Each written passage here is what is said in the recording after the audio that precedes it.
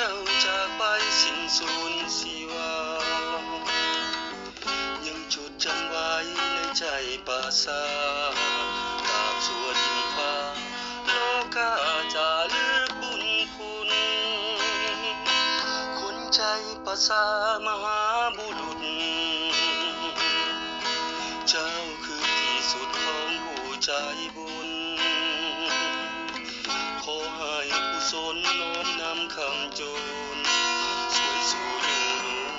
เจ้าสู่สวรรค์พาลัยโอ้